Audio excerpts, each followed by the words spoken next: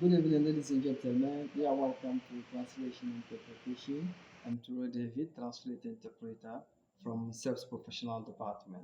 Today, our video concerns about the extended credit facility that has been granted to Ghana with the amount of $3 billion.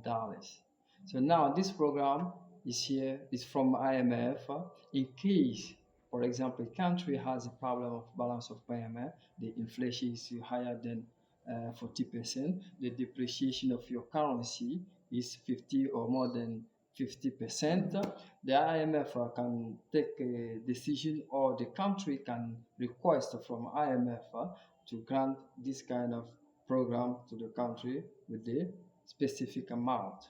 So now, as they are about to give or to grant $3 billion to Ghana for that program, because Ghana is in economic, well, not economic crisis, but Ghana has a serious problem of inflation and depreciation of their currency. You see, the inflation rate was, I think, about 40%, and the depreciation of their currency is about 50%. So when a country has a problem of this kind, the IMF can allow how can I say, to grant you a loan with this specific program. That's why Ghana has benefited from this 3 billion, but with the condition of assurance of Ghana partners, Ghana creditors, also the budget policy or fiscal policy have to be in support with the parliament, and also what the IMF want as condition. So that is the extended credit facility. So, ladies and gentlemen, when we say balance of payment is what is going out of your country and what is coming in your country as money. The total amount that is going out for expenditures, for any purchase, whatever. But once it is going out, you see, and then what is entering or generated inside your country, you see, the difference will be your balance of payment. What is going out, if it is higher than what is coming in, so you are in deficit. So the contrary, you are in surplus. So ladies and gentlemen, let me take this one in French for those who don't understand French language.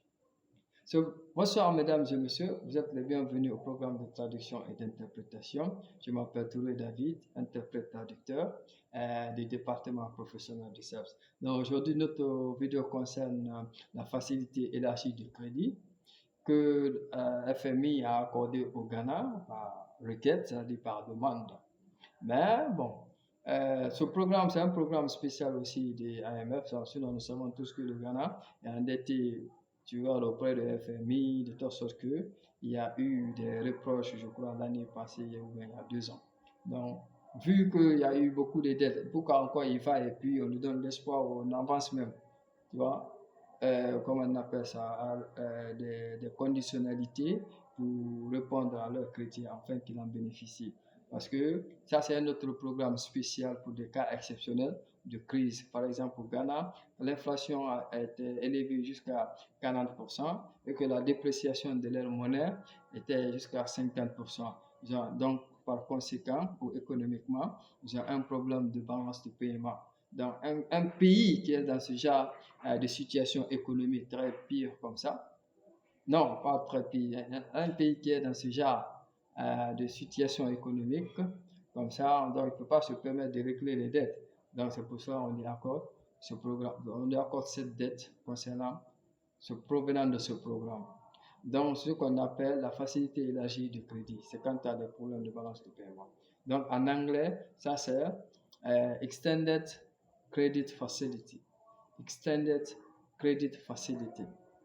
Maintenant, quand on dit sustainability of debt or debt sustainability, ça c'est la viabilité de la dette.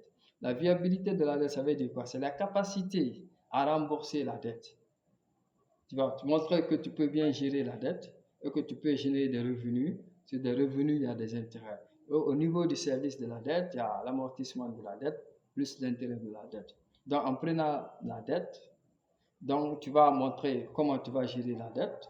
Et dans ça, comment tu comptes générer des revenus. Tu vois, dans ces revenus aussi, comment tu vas amortir en divisant le nombre d'années à échéance par. Alors, tu divises le montant de la dette sur le nombre d'années à échéance. C'est-à-dire que si c'est pour 5 ans, 5 ans remboursable, après 5 ans, tu divises par 5 chaque année, tu amortis cette somme, maintenant plus l'intérêt de la dette. Donc, si tu montres ça de façon transparente et que c'est fiable, donc ce qu'on appelle la viabilité de la dette, la capacité à pouvoir rembourser la dette à terme. Donc, mais bon, les personnes des FMI veulent l'assurance des partenaires du Ghana, de leurs créanciers, aussi pour la bonne gestion ou pour la bonne réforme de la gestion de la dette, de l'analyse de la dette ou de la stratégie de réforme de la dette, donc, y compris aussi le soutien ou l'approbation du Parlement qui est considéré comme partie prenante concernant la politique fiscale, tu vois, pour l'année 2023, parce qu'ils ont pris des mesures pour ne pas que les mêmes erreurs se répètent concernant la crise, l'inflation et puis la dépréciation. Donc, mesdames et messieurs, quand on vous dit la balance de paiement, c'est le flux monétaire, ce qui sort du pays et ce qui rentre. L'argent qui sort et rentre dans tous les secteurs d'activité. Donc, cette différence-là, ce qu'on appelle balance de paiement. Plus ça sort, plus que ça nous rentre, c'est un déficit. Le contraire, c'est un excédent.